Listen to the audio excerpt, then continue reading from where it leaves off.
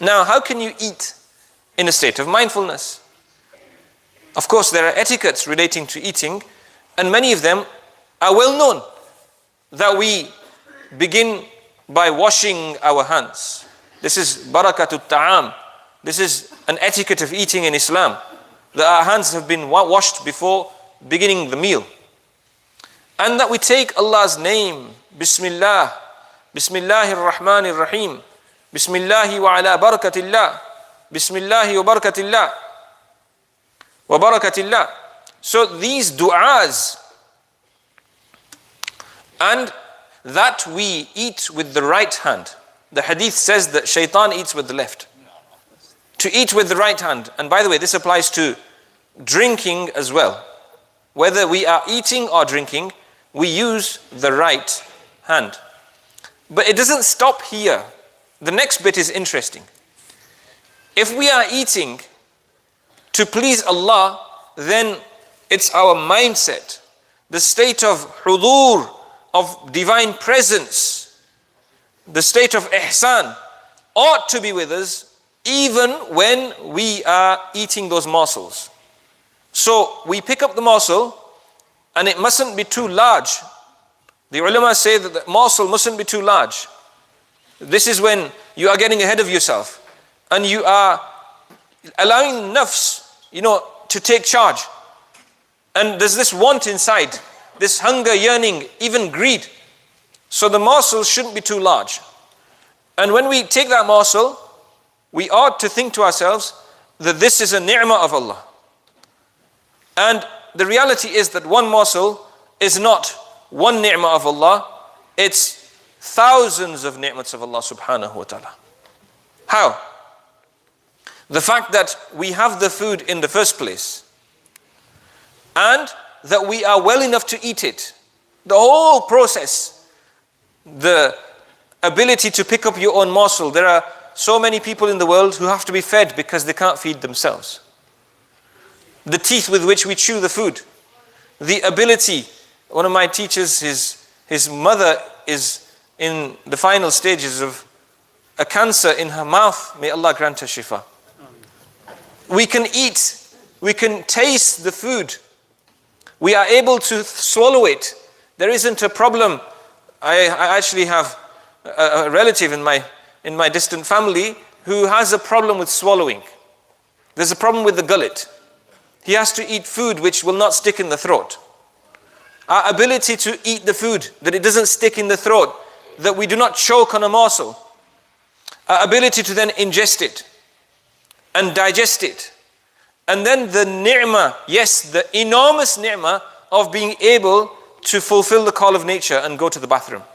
People have to have operations because of hernias and hemorrhoids and piles and all sorts of other conditions, problems with the colon and problems with your ability to tolerate certain foods. And the list goes on. The ability to normally visit the bathroom. Ask the person who can't do this because they have a medical situation. And the ability to pass urine, the ordinary function of the kidneys. Our body's ability to tolerate that food and to extract from it the nutrients and compounds which Allah has placed within. But even before all of this, that morsel, for it to reach our plate, imagine all the farmers that participated in plowing the land and planting the seeds and tending the crops and weeding the orchards and gardens and fields and then harvesting the crops and then taking them to market and then the refinement process and the threshing and the grinding and the wheat and the kneading and the rising of the dough and how the bread is eventually produced in the ovens and the fuel that they are used in the process. All of this, and then you have your slice of bread or your circle of dough, your disc of roti, chapati, khubz in front of you, your pizza, your tortilla, whatever it may be, your wrap, your bagel, your croissant, the list goes on and on, your rice, your couscous, your soup, the vegetables that went in, the ground vegetables, the root vegetables, the ones which were taken from the branches of shrubs and bushes, the fruit that came from trees. and the whole process of pollination, the bees that were involved in carrying the pollen from one tree to another, and the fact that there was no flood, and there was no drought, and there was no calamity, and there was no war, which prevented your particular morsel reaching your plate. And then the rizq that Allah gave you, and the finance in order to buy and make a purchase. And then the dear and loving hands which prepared that food and washed it and cut it and added the spices and how they reach your plate. This is one morsel we're talking about, my friends. One luqma, which Allah Azza wa Jal granted us. Therefore, at-ta'imu shakir, kas-sa'imi sabir, a person who is eating halal food at a time when it's permissible for him to eat in an appropriate way with the quality of shukr is like a hungry fasting person who is enduring and being patient. But the point I was making is that if we don't have this awareness, then this food is a source of darkness and ghafla. It doesn't take us closer to Allah.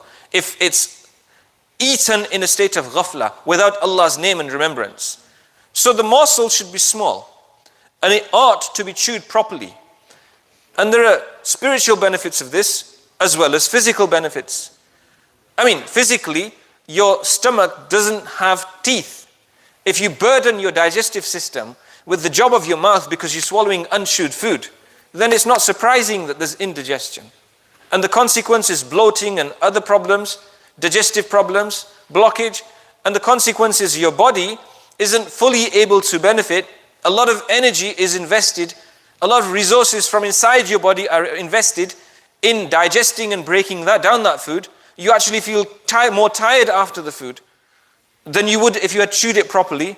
And the consequence is that the normal amount of food might then not be sufficient. But if you chew the food properly, then less will be more. And half of the digestive process will take place in the mouth when the food, this is why there's a saying from traditional medicine that you should drink your food and eat your water, eat your drink. And what does this mean? When you take a mouthful of a cold drink, of water even, or of milk, hold it in your mouth a moment to warm it to the body temperature and then swallow it. Don't gulp it down in one big gulp. And this is, by the way, it has its harms as well. This is why the sunnah is to take a breath after each gulp of food. At the time, was it last year when we had that heat wave, there was actually advice in the public domain from doctors of the harm of drinking water, which is very cold, and you drink it very, very fast when you are very thirsty. It can harm you. It can even, in extreme situations, lead to a person's death. So the hikmah in the sunnah is second to none. It's number one.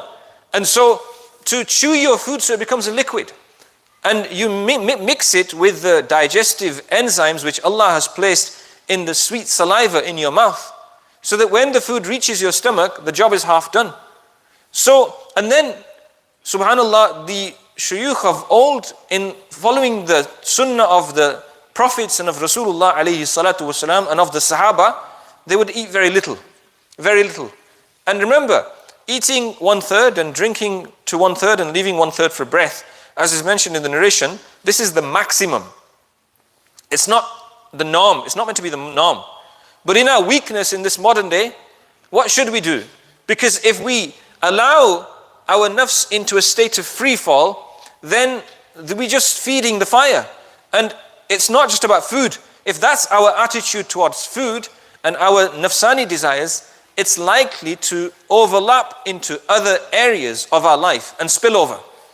And that will be our attitude towards life. Subhanallah. So there's huge wisdom in the teachings of our deen and in fasting.